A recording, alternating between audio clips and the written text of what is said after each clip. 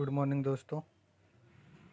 Good morning student. अपने शुरू कर रहे थे मैथ का। अपने लेक्चर चल रहा था मैथ के अंदर अपने चल रहा था हीट ट्रीटमेंट।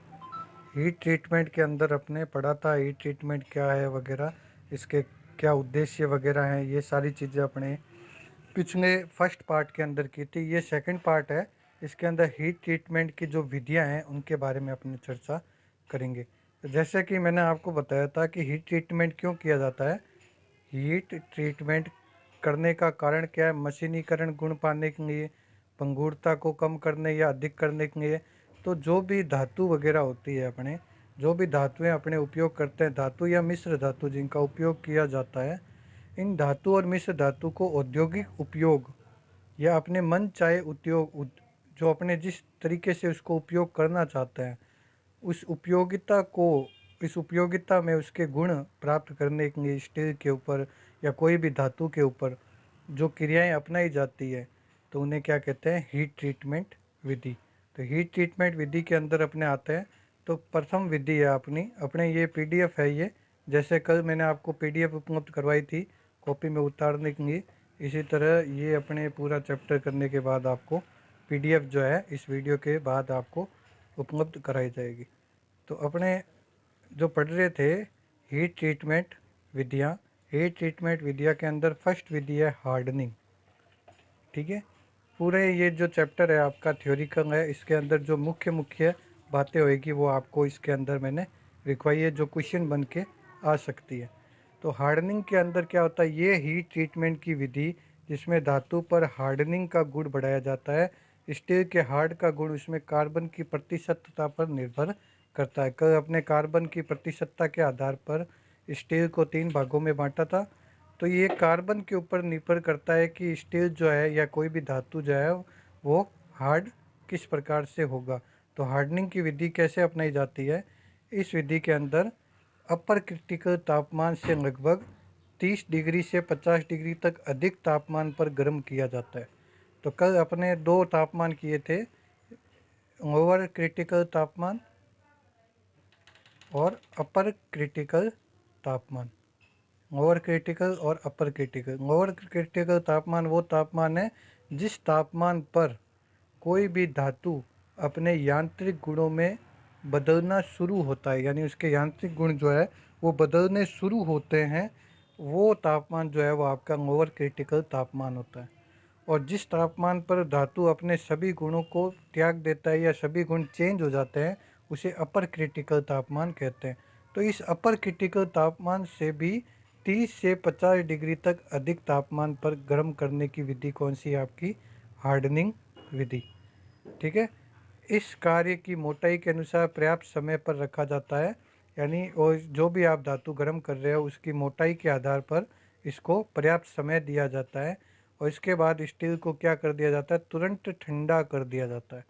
यानी गर्म करने के बाद इसमें क्या किया जाता है? तुरंत ठंडा किया जाता है।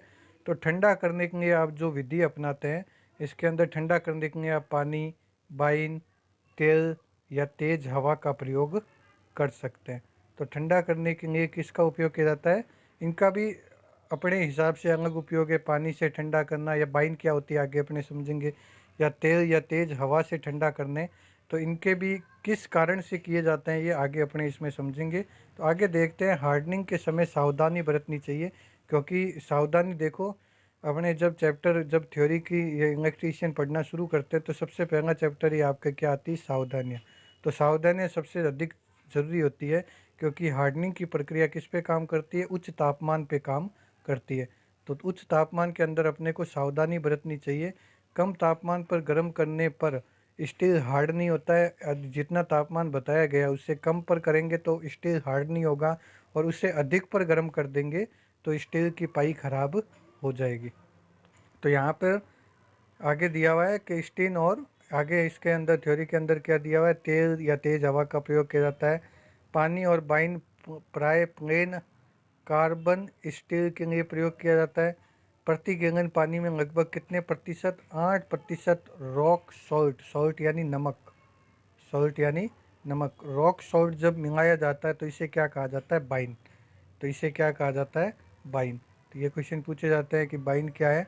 जब किसी प्रति गैलन पानी के अंदर जब अपने 8% रॉक सल्फेट मिला देते हैं तो इसे क्या कहते हैं, बाइन। बाइन द्वारा ठंडा करने की विधि क्यों अपनाई जाती है? ताकि पानी में बुलबुले बुलबुले बनने की बुलबुले नहीं बनते हैं, इस कारण हार्डनिंग भी अच्छी होती है। ठीक है। तेल से प्राय एलॉय स्टील के लिए किया जाता है। तेल से गर्म, जैसे अपने विद्या पढ़ी थी ना, पानी से ठंडा करना या बाइन से ठंडा करना या तेल से ठंडा करना। तेल से ठंडा एलॉय स्टील को प्राप्त करने के लिए किया जाता है। ठीक है। अच्छा तेल वह होता है जिसमें फ्लैश पॉइंट और फायर पॉइंट अधिक होता है। अच्छा तेल की क्या विशेषता होती है? जिसमें फ्लैश पॉइंट और फायर पॉइंट अधिक होता है। हार्ड हार्ड स्पीड स्टील और टंगस्टन स्टील के लिए किसका उपयोग करते हैं? तेज हवा का उपयोग करते हैं। तो 4 विधियों आपको जो बताई थी, पानी, बाइन और आपका तेल और तेज हवा, तो इनके सभी के अपने इस थ्योरी के अंदर, इस लाइनों के अंदर पूरा दिया हुआ है कि तेल से क्यों करते हैं? ताकि क्या हमें प्राप्त हो? आपका एलॉयड स्टील प्राप्त होए। ठीक है। तेज हवा से किस लिए करते हैं? ताकि टंगस्टन स्टील को प्राप्त किया जा सके। तो ये हार्डनिंग करने के उद्देश्य क्या होते हैं? हार्डनिंग करने के आगे अपने टॉपिक है, इसके उद्देश्य क्या है? स्टील के पार्ट की घिसावट को रोकना। जब हार्ड स्टील होगा तो उसके घिसावट होने की संभावना कम होएगी। तो नरम स्टील जो होता है उसमें घिसावट हो जाती है। ठीक है। तो हार्ड करने की क्या उद्देश्य होता है? स्टील की घिसावट को रोकना और अन्य धातुओं को काटने योग्य बनाना। यानी स्टील को भी अन्य धातु काट सके, अन्य धातु को स्टील से काटा जा सके, तो इसके लिए भी क्या किया जाता है? हार्डनिंग की प्रक्रिया को अपनाया जाता है। तो ये उद्देश्य के ऊपर भी क्वेश्चन बहुत बन के आते हैं कि हार्डनिंग क्यों किया जाता है? घिसावट को रोकने और अन्य धातुओं को काटने। ठीक है। दूसरी विधि है अपने टेम्परिंग। टेम्परिंग की विधि कब अपनाई जाती है? जब स्टील पार्ट्स कटिंग टूल्स को हार्ड किया जाता है, जब अपने हार्डनिंग करते हैं तो उसमें भंगुरता अधिक हो जाती है। भंगुरता का मतलब होता है किसी चीज़ के टूटने की आतुरता। ठीक है। कोई भी आपका धातु है, वो यदि जल्दी टूट जाता है तो उसका क्या अर्थ है? वो भंगुर धातु है, इसमें भंगुरता अधिक है। जबकि हम हार्डनिंग जब करते हैं, कोई भी चीज़ कठोर होती है तो वो जल्दी टूट जाती है। तो कठोर चीज़ें जल्दी टूट जाती है। हार्डनिंग करने से क्या हो जाता है? धातु कठोर हो जाती है। तो धातु को कठोर करने के बाद उसमें भंगुरता का गुण अधिक आ जाता है। इस भंगुरता के गुण को कम करने के लिए अपने क्या करते हैं? टेम्परिंग करते हैं। तो टेम्परिंग, तो इसमें लिखा हुआ है अपने, भंगुरता अधिक हो जाती है जिससे टूटने का भय रहता है। इस कमी को दूर करने के लिए किसका उपयोग किया जाता है?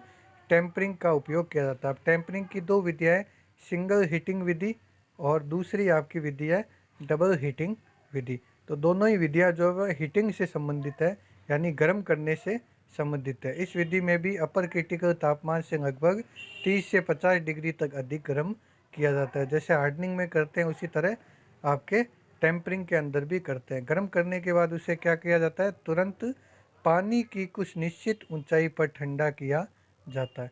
यानी जिस पार्ट को आपको हार्डनिंग कम करना है, उसी पार्ट को आपको क्या करनी चाहिए? टेम्परिंग करनी चाहिए।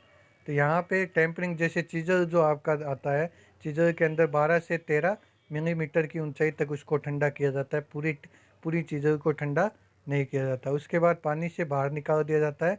तो इसमें भी पानी से इसको ठंडा किया जाता है। अपने जैसे बोइंग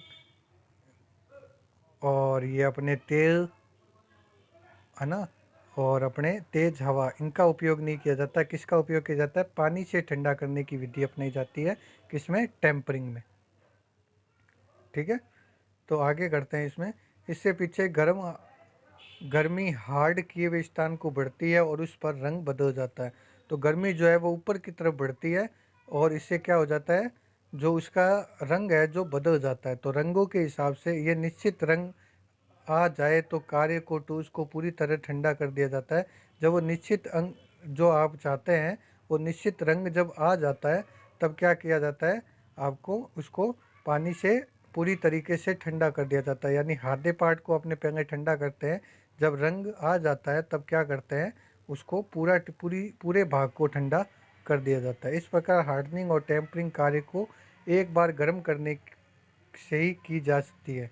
तो हार्डनिंग और टेम्परिंग दोनों क्रियाएं जो है एक बार गर्म करने पर की जा सकती है। टेम्परिंग के जैसे आपको हल्का पीला, अधिक हल्का पुआल, मध्यम पुआल, ठीक है, गहरा पुआल, ये सब हल्का बैंगनी, ये सब आपके किस कार्य में उपयुक्त होते हैं, किन किन आपके जैसे पेन चाकू है, ठीक है, पेचकस है, तो उसके लिए हल्का बैंगनी रंग आने पर उसको हटा दिया जाता है, उसको ठंडा करने की विधि को बंद कर दिया जाता है। तो ये सभी आपके तापमान और उसके ऊपर जिन जिन धातुओं पर इनका उपयोग किया जाता है और कौन सा रंग प्राप्त होता है, ये आपको इस सारणी के माध्यम से दिया हुआ है। तो इस सारणी को आप उतारोगे, उसको अच्छे से याद करोगे। डबल हीटिंग तकनीक में क्या किया जाता है, 2 बार गर्म किया जाता है। जैसे नाम से आपको पता है, सिंगल हीटिंग में 1 बार गर्म किया जाता है और फिर उसको ठंडा किया जाता है, और डबल हीटिंग में 2 बार गर्म किया जाता है। पहले हार्डनिंग विधि द्वारा कार्य को हार्ड किया जाता है, फिर हार्ड किए हुए पार्ट को ओवर क्रिटिकल तापमान से, अब इसमें देखो अभी तक क्या आया था आपके अपर क्रिटिकल तापमान। अपर क्रिटिकल तापमान कल आपको दिखाया था। अपर क्रिटिकल तापमान कौन सा तापमान होता है, जहाँ से कोई भी अपना यांत्रिक गुणों को ख़त्म कर देता है। कोई भी धातु जो है जिस तापमान पर पूरी तरीके से बदल जाता है या उनके पूरे यांत्रिक गुण बदल जाते हैं, उसे अपर क्रिटिकल तापमान, और जिस तापमान पर वो बदलना शुरू होता है उसे ओवर क्रिटिकल तापमान। तो ओवर क्रिटिकल तापमान पर गर्म करके ठंडा किया जाता है, ठीक है। तो पहले उसको हार्डनिंग की क्रिया द्वारा अपर क्रिटिकल तापमान पर गर्म किया जाता है, और उसके बाद उसको ठंडा करने के बाद उसको ओवर क्रिटिकल तापमान पर गर्म करके ठंडा किया जाता है। तो इसे क्या कहते हैं, डबल हार्डनिंग विधि, डबल टेम्परिंग विधि, ठीक है। डबल टेम्परिंग विधि और टेम्परिंग विधि का उद्देश्य क्या है, हार्ड किए पार्ट की हार्डनेस और भंगुरता को कम करना। हार्डनेस को कम किया जाता है तो भंगुरता ऑटोमेटिक कम हो जाती है। कार्य को बार बार गर्म करने से उत्पन्न आंतरिक तनाव को कम करना। जब किसी वस्तु को गर्म किया जाता है तो उसके अंदर जो उनके अंदर के कण होते हैं उनके बीच में तनाव उत्पन्न हो जाता है। उस तनाव को कम करने के लिए भी अपने किसका उपयोग करते हैं, टेम्परिंग का प्रयोग करते हैं, ठीक है। तीसरी विधि आपके एनलिंग, सबसे इम्पोर्टेंट विधि है, इसके ऊपर सबसे ज़्यादा क्वेश्चन पूछे जाते हैं। एनलिंग विधि के अंदर मशीनी गुण को प्राप्त करने के लिए किया जाता है। तो मशीनिंग गुण का आपको उद्देश्य के अंदर सबसे पहले कल वीडियो के अंदर यही बताया था कि मशीनिंग गुण कौन से होते हैं। कोई भी धातु कितनी जल्दी से काटी जा सकती है, जोड़ी जा सकती है, उसका कैसे उपयोग किया जाता है, मशीन के रूप में किस तरीके से उपयोग किया जा सकता है, ये धातु के मशीनिंग गुण कहलाते हैं। तो मशीनिंग गुण को प्राप्त करने के लिए किसका उपयोग किया जाता है, एनलिंग विधि का उपयोग किया जाता है। इसमें स्टील के पार्ट्स को उसके एनलिंग तापमान पर गर्म किया जाता है। वह तापमान कार्य की मोटाई के अनुसार कुछ समय तक रखा जाता है। इसके बाद कार्य को धीमी गति से ठंडा किया जाता है। किस गति से किस गति से ठंडा किया जाता है, धीमी गति से। कार्य को ठंडा करने के लिए या तो उसी भट्टी में ठंडा होने दिया जाता है या उस भट्टी से बाहर निकालकर चूना या राख में डाल दिया जाता है। तो इसमें किस तरीके से, तेल से, पानी से, तेज हवा से ठंडा नहीं किया जाता है। इसमें ठंडा करने की विधि क्या है, चूना और राख में इसको डालकर ठंडा किया जाता है। 0.9% हाइपर, जिसको हाइपो आपको यूकेनिट्स का स्टील कहा जाता है। कल आपको कार्बन की मात्रा के आधार पर स्टील के प्रकार बताए थे। वहाँ स्टील का एनलिंग तापमान उसके अपर क्रिटिकल तापमान से 30 से 50 डिग्री तक अधिक, और इससे अधिक वाला स्टील का ओवर क्रिटिकल तापमान से 30 से 50 डिग्री तक अधिक रखा जाता है। तो ये लाइनें आप ध्यान रखना, ओवर क्रिटिकल और अपर क्रिटिकल से तापमान को बढ़ाया या घटाया जा रहा है। किसी विधि में अपर क्रिटिकल तापमान से 30 से 50 डिग्री ऊपर रखा जाता है, किसी में ओवर क्रिटिकल तापमान से 30 से 50 डिग्री के अंदर रखा जाता है। तो जहाँ पर कार्बन की मात्रा अधिक है, जहाँ पर कार्बन की मात्रा अधिक है वहाँ पर ओवर क्रिटिकल तापमान का उपयोग किया जा रहा है, और जहाँ पे कार्बन की मात्रा थोड़ी कम है, 0.9 से कम है, वहाँ पे अपर क्रिटिकल तापमान का उपयोग किया जा रहा है। तो ये चीज़ आप ध्यान रखेंगे। इसका उद्देश्य क्या है, हार्ड स्टील को मशीनिंग योग्य मुलायम बनाया जाता है। तो मुलायम बनाया जाता है स्टील को किस विधि के द्वारा, आपके एनलिंग विधि के द्वारा, ठीक। इलेक्ट्रिक और मैग्नेटिक गुणों में संशोधन करने के लिए किस विधि का उपयोग किया जाता है। बहुत बार क्वेश्चन पूछा जाता है कि धातुओं के इलेक्ट्रिक और मैग्नेटिक, इलेक्ट्रिकल और मैग्नेटिक गुणों में को बढ़ाने या कम करने, उसमें संशोधन करने में किस विधि का प्रयोग किया जाता है? एनालिंग विधि का उपयोग किया जाता है। तो यहाँ पर आपको मैं जो ये PDF उपलब्ध करा रहा हूँ, ये PDF आपके उस हिसाब से है, ये PDF जो है आपको बहुत ही उस तरीके से दी गई है जिसमें आपके शॉर्ट फॉर्म में और सबसे इम्पोर्टेंट चीज़ों को इसमें कवर किया गया। ठीक है, तो इसको आप ज़रूर उतारोगे, इस PDF को मैं जब आपको दे दूंगा इसको ज़रूर उतारोगे। इसमें मुख्य मुख्य जो बातें आपको बताई गई है, और ये क्वेश्चन बेस आपको PDF दी गई है, यानी जो क्वेश्चन बनते हैं सीधे इस चैप्टर से सीधे उनको उठाकर इसके अंदर कम शब्दों में इसको बताया गया। चौथी विधि करते हैं नॉर्मलाइजिंग। नॉर्मलाइजिंग क्या होता है? स्टील को ठंडी या गर्म हालत में कार्य करने के बजाय उसे सामान्य दशा में जो क्रिया की जाती है उसे नॉर्मलाइजिंग कहते हैं। तो अभी जितनी भी विधियाँ आपने पढ़ी थी उसमें धातुओं को क्या किया जाता है? गर्म किया जाता है, ठीक है, या ठंडा किया जाता है, ठीक है, दशा में लाने के लिए जो क्रिया, जैसे इस स्टील पर ठंडी या गर्म हालत में कार्य करने के बाद, जब स्टील को गर्म या ठंडे हालात में जब कार्य करते हैं उसे सामान्य दशा में लाने के लिए किसका उपयोग किया जाता है? नॉर्मलाइजिंग विधि का उपयोग किया जाता है। तो नॉर्मलाइजिंग विधि के अंदर क्या होता है? इसमें स्टील को अपर क्रिटिकल तापमान पर 30 से 50 डिग्री तक अधिक गर्म किया जाता है, और कार्य की मोटाई के अनुसार, ये तो सेम आपके सभी की लाइन के अंदर है कि जितनी मोटाई है किसी भी धातु की उसके अनुसार उसको समय दिया जाता है। इसके बाद गर्म किए हुए पार्ट्स को हवा से ठंडा कर दिया जाता है। तो नॉर्मलाइजिंग के अंदर किसका उपयोग किया जाता है? आपके हवा का उपयोग, हवा विधि से उसको ठंडा किया जाता है। स्टील के पार्ट्स पर ठंडी या गर्म हालत में कार्य करने से उत्पन्न आंतरिक स्ट्रेस को दूर करने के लिए किसका उपयोग किया जाता है? आपके नॉर्मलाइजिंग का उपयोग किया जाता है। और विभिन्न यांत्रिक गुणों को प्राप्त करने के लिए, वांछित यांत्रिक गुणों को यानी इच्छा अनुसार यांत्रिक गुणों को प्राप्त करने के लिए नॉर्मलाइजिंग विधि का उपयोग किया जाता है। तो ये आपके चैप्टर जो है हीट ट्रीटमेंट, सबसे आपके छोटा चैप्टर था ये इस पार्ट का, इसको अब मैंने 2 पार्ट्स के अंदर पूरा करवा दिया है। तो प्रथम वीडियो और ये आज का सेकंड वीडियो है, ठीक है। इसको आप कॉपी में उतारोगे, कल जिसने नहीं उतारा है पहले वो कल वाला पार्ट उतारेगा, और उसके बाद ये सेकंड पार्ट जो है इसको उतारेगा। तो ये अपने चैप्टर जो है, ये अपना चैप्टर मैथ का पूरा हो गया है। अपने मैथ के चैप्टर के अंदर साइंस का आज पहला चैप्टर हीट ट्रीटमेंट कर चुके हैं, आगे नए चैप्टर और करेंगे। जैसा कि आपको पता है कि 24 मई तक लॉकडाउन का आपके घोषणा, उसके बाद आगे क्या होता है अभी तक किसी को पता नहीं है। तो आप तैयारी को चालू रखें। जो सेकंड ईयर के विद्यार्थी उन्हें तो बताने की आवश्यकता भी नहीं है कि आपके फर्स्ट ईयर के भी पेपर हुए थे, तो सेकंड ईयर के भी उस हिसाब से आगे पेपर किए जाएंगे। तो पढ़ना आपके लिए अभी या बाद में ज़रूरी है। अभी धीरे धीरे थोड़ा थोड़ा कोर्स आगे करते जाओगे तो आगे जो है आपके ऊपर इतना ज़्यादा बर्डन नहीं आएगा। तो यहाँ पे अपने इस वीडियो को समाप्त करते हैं। कोई भी तरह की आपकी समस्या हो तो मैंने आपको आपके ग्रुप में जुड़ा हुआ हूँ, मेरे उसमें नंबर दिए हुए हैं, आपको नंबर पे आप फ़ोन करके मेरे से संपर्क कर सकते हैं किसी भी तरह की समस्या आपको यदि अभी स्टडी के रूप में आ रही हो तो। ठीक है, धन्यवाद।